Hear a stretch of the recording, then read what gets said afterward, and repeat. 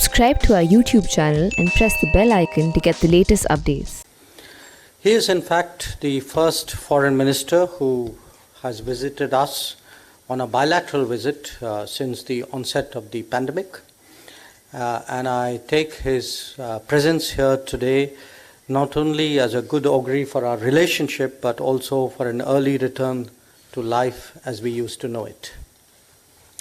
Now, we've had this morning about 4 hours of discussion on a very wide range of issues.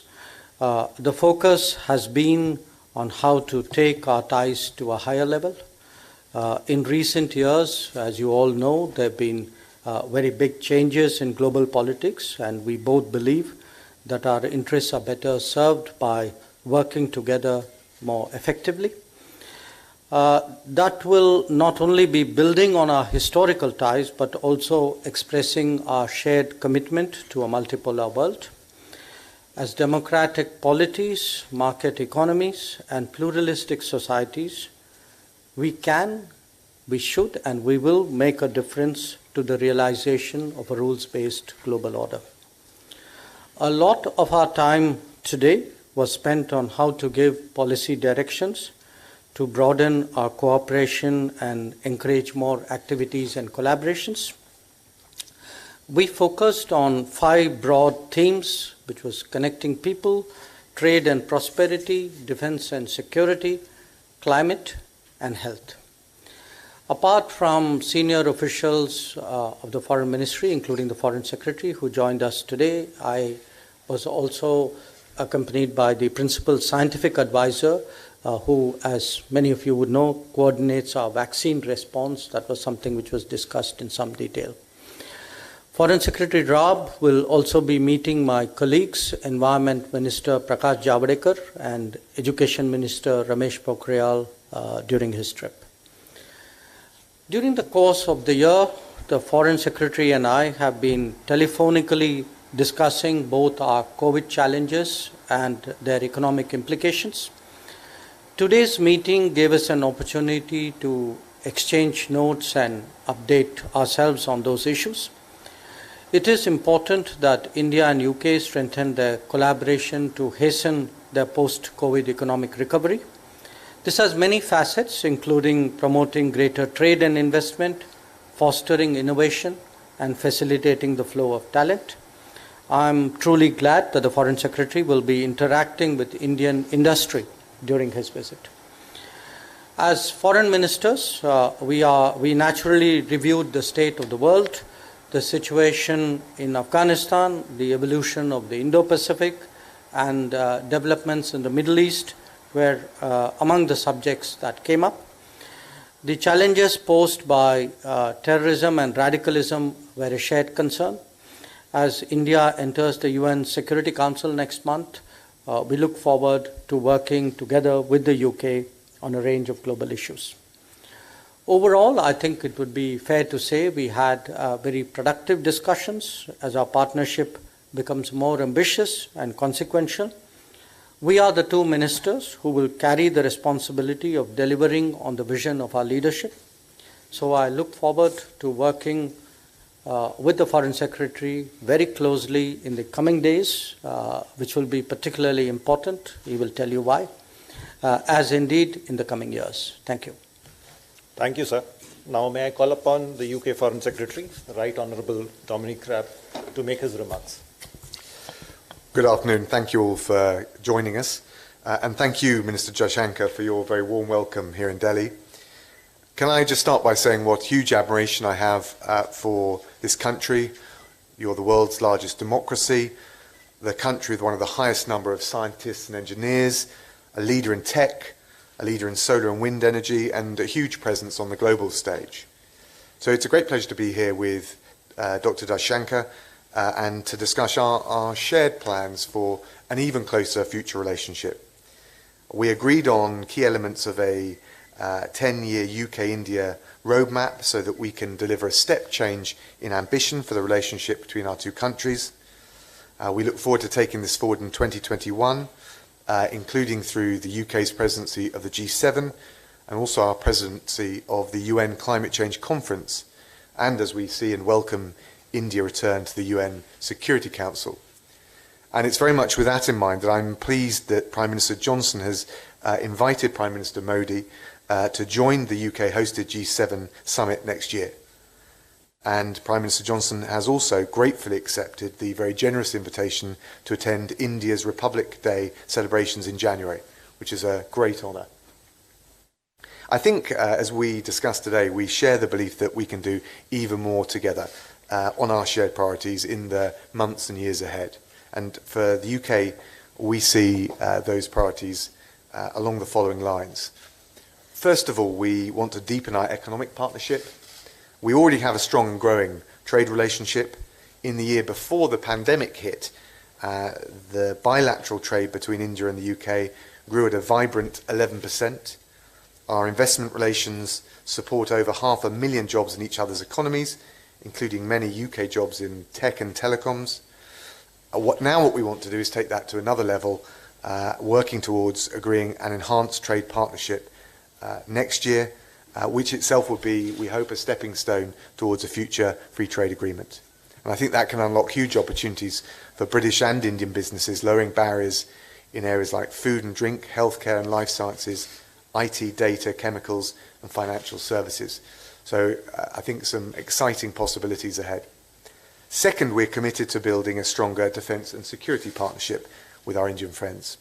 That will help us tackle shared issues of concern, whether it's terrorism, maritime security, including things like piracy in the Western Indian Ocean.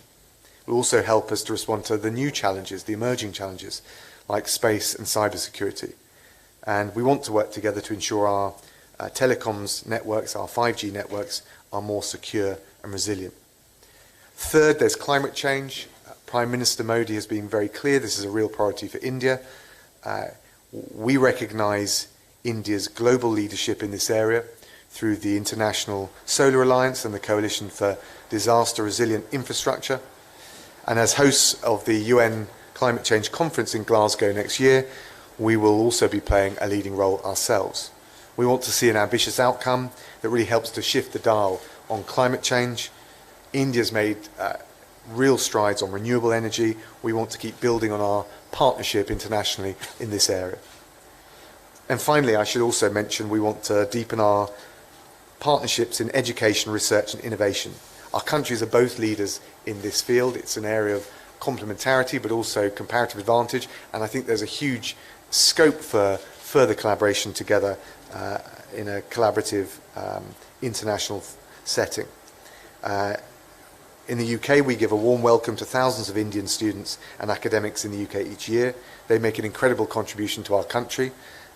We treat them, we feel they're very valued guests, and we prize the contribution that they make. And perhaps the proudest example of our partnership today is on COVID-19. Oxford University and AstraZeneca and the Serum Institute, India, have been working very closely together. And the Institute is now planning to produce 1 billion doses of the Oxford vaccine by the end of next year, many of which will be destined for low and middle income countries. And that is the UK and India working together to transform people's lives around the world. We want to take advantage of the new vaccines not only to protect our own people, but to make sure the most vulnerable and the poorest countries around the world get an equitable distribution and access. So I think in these areas and many others, our partnership can be a powerful force for good in the region and in the world at large. And that's why a closer relationship with India and the wider Indo-Pacific region is really one of the very highest foreign policy priorities for the UK government. Dr. Jaishankar, thank you again. Thank you, sir. Moving on, I will now invite questions for our dignitaries here. First up, we'll have 2 questions from the Indian media. Huma from the Financial Express, followed by Maha Siddiqui from CNN News 18. Maha, you can go first. My question is both for Mr. Raab and for Dr. Jaishankar. Netherlands has become the 3rd country recently, 3rd European Union country to have a strategy on Indo-Pacific. The UK Indo-Pacific Commission has also come out with a policy called the British Tilt. Now we'll also be seeing the largest warship UK is sending its largest warship to the Indian Ocean next year. Is this all an indication of the fact that India's vision of Indo-Pacific is getting more traction and understanding?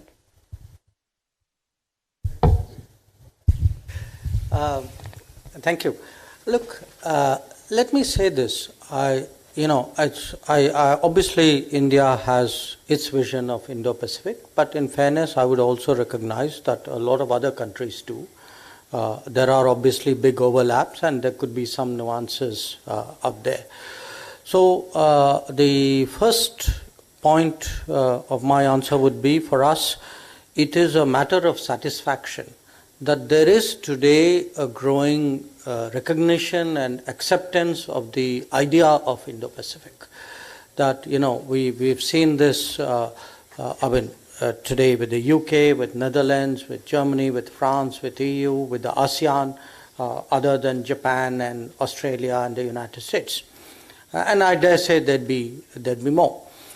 The Indo-Pacific is a reality, because at the end of the day, what is it about? It's a articulation of globalization, the fact that you can't deal with different theaters in a sort of watertight way, and that the kind of challenges that today the world faces, the global issues, whether it's climate change, whether it's maritime security, whether it's terrorism, even the opportunity to increase connectivity, all these require a larger arena, more coordinated efforts. And I would certainly say we definitely welcome a greater interest and attention which the UK is devoting to the Indo-Pacific, and we certainly look forward to working with you in different manifestations. I mean, there will be the political and security aspects of it, but as I said, there are many other aspects, and I would particularly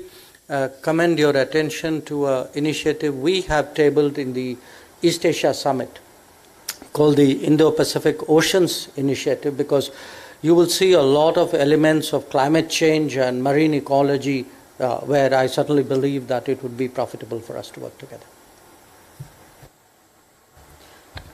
Well, I was reading Dr. Jaishankar's book on the way over, on the flight over, and I thought there were remarkable areas of common overlap and common interest, not just on the issues and the way we're looking at them, but the way of viewing the world and the way of approaching the world. And I think that's partly a recognition of the enormous economic potential, not just of India, but the Indo-Pacific region, not just over, say, a 2-year period, but a 20, 30-year period. And I think you're seeing the rest of the world, certainly the United Kingdom, focus and reflect that.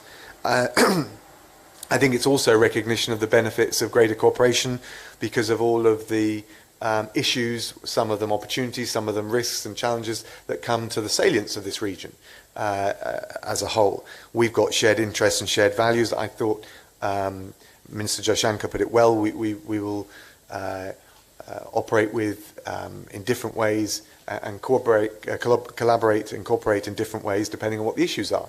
But a certain extra element of agility, I think, is probably called for in the with the various different issues and the way the world is changing. But certainly, if you look at shared interests and shared values, and you put it all together, from maritime security, vulnerability of supply chains, the opportunities to really shift the dial on climate change, we see this as a top priority, and not just the relationship with India, but you're going to see, and we'll articulate integrated review, which is the strategic review the United Kingdom has done. We're going to publish that early in the new year. You'll hear us talk a lot about an Indo-Pacific tilt, and there'll be, I'm sure, no stronger partner as we look to further to the east than India. Uma?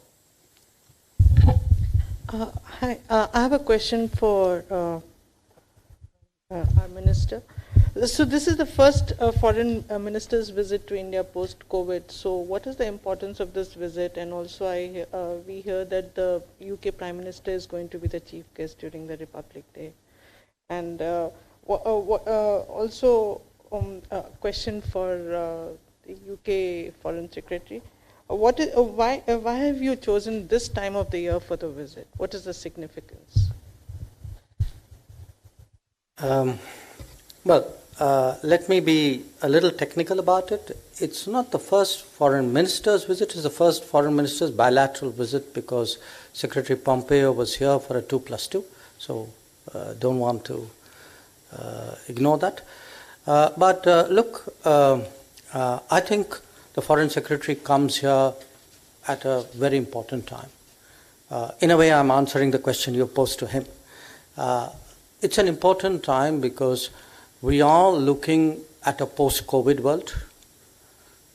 Even independently of the COVID, India was looking at, I would say, re-engineering many of its important relationships in a more imaginative and productive way. We're also looking at a post-Brexit world from the perspective of the UK. So this is a right time really for us to put our heads together, discuss where are you, where are we, how does the world look, where do our interests sort of converge, what can we do together. Now, from an Indian perspective, look, the UK is an enormously important partner. There are many, many facets. I think some of you have heard me say this before, that there are many UKs. There is the global UK, there is the City of London UK, there's the diaspora UK, there's the tech innovative UK, and there's the economic UK. So if you look, the relationship that we reviewed today, it is already a very big relationship, but it has a great potential of being scaled up very much more. And we certainly think that the presence of Prime Minister Boris Johnson as the chief guest at Republic Day 2021 and the Foreign Secretary, you just heard him convey the acceptance of the invitation that we had extended, would be, it would be in a way symbolic of a new era, of a new phase of our relationship. It will also really drive us to put in place, I think, a lot of mechanisms and platforms which would realize the kind of expectations that both Prime Minister Modi and Prime Minister Johnson have of the relationship and which they have discussed with each other. Let me also add that we actually place, and this is from my somewhat narrower perspective as Foreign Minister, that the UK is also a very, very important partner for us, whether it is on global issues, whether it's in multilateral organizations. So quite apart from the bilateral relationship which we are working very hard to take to a higher level, we certainly expect a much closer working together in international organizations and platforms and on global issues. I don't agree with all of what Dr. Jaishankar said. I don't have too much to add. Why now? I think we'd have probably tried to get it in earlier. I would have loved to have come earlier, but COVID has been restricting travel movements, and I guess that's played a part. But beyond that, I think as we are coming to the end of the transition period of the Brexit phase, we are looking out to the world, broadening our horizons, looking east in the way I described. I think you can expect the United Kingdom to be more active and energetic. In particular, we've been talking about this Indo-Pacific tilt. The opportunities for trade and investment here and in the region are very wide, and also the opportunity to be an even stronger force for good in the world. We've spent a lot of our time today talking about COVID, what can we do? We've obviously got the benefit of scientists and the manufacturing capacity to get a vaccine into our own peoples, but how do we make sure there's an equitable distribution for the rest of the world? That's something dear to my heart, just as it is to Dr. Jaishankar's. Climate change, I think Prime Minister Modi made a series of very important announcements at the weekend at the Climate Ambition Summit that we co-hosted. So in all of these areas, it's not just about the trade and investment, although that's important for both our peoples and our businesses, but also about being an even stronger force for good in the world. And we see a lot of our shared interests and values in common with India. Thank you. From the UK media, we have questions from Stephanie Findlay of Financial Times and Sanjay Jha from ITV News. Stephanie, would you like to go ahead?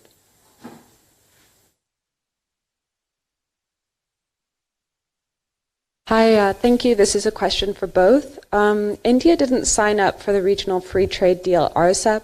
What is different about the UK-India relationship that these talks would materialize in a free trade agreement? And what are sticking points under negotiation right now?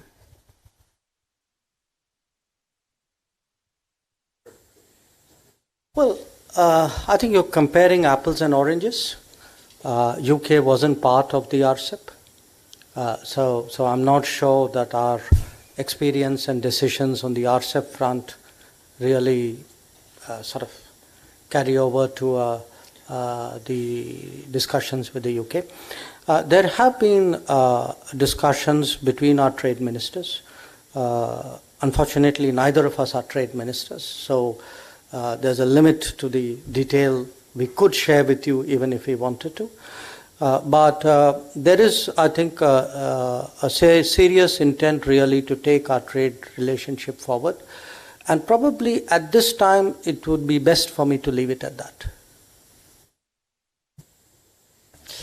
Yes, I mean, as has just been said, every trade negotiation is different. But I think when we look at the contours of our respective economies, we see the opportunities on both sides, and it will be important. Any trade negotiation, even between close friends, it has to be benefits on both sides. Obviously, our trade teams will engage in the haggle, if I can put it like that. But what I think we recognise is the possibilities for a deeper trading relationship. The contours of our economy, I think, would allow that, and we certainly, as foreign ministers, see a very powerful strategic case. So I think we'll want to nudge our trade negotiators along and see what we can achieve. I would just add that I would echo particularly the last bit, which is we see the strategic case and we will be nudging them along. Sanjay Jha.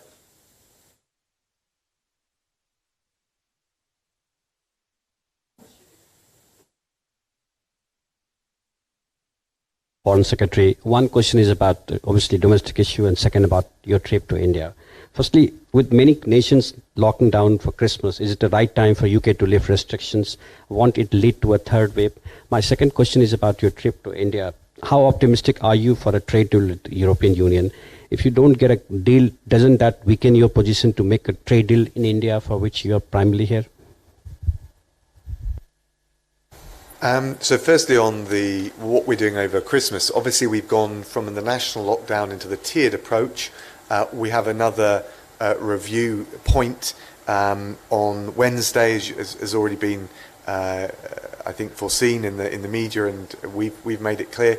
We're going to make sure we've got a very tight grip on the virus going into Christmas, but I do think it's important for people to be able to have, over that 5-day period, the opportunity to spend time with some loved ones, and we built in the slack around Christmas to our wider approach, both in terms of the tiered approach, but also the community testing. So we're bearing down on the virus. We need to see ourselves through to the spring when we hope that we'll have a vaccine in place to change the whole nature in which we address the virus. But I do think it's important for people to be able to spend time with their loved ones over Christmas. On the EU FTA, look, the negotiations are ongoing. We'll, as the Prime Minister said, leave no stone unturned. But equally, there's going to be a change at the end of January. And I think sometimes we've been too myopically focused just on Europe, whereas actually one of the advantages of leaving the transition period is we'll regain control over our ability to strike free trade deals with the rest of the world. And certainly if you look at India and the Indo-Pacific region and take a long-term view, that's where the growth opportunities of the future will be. Thank you. This concludes the media event. I thank you all for joining.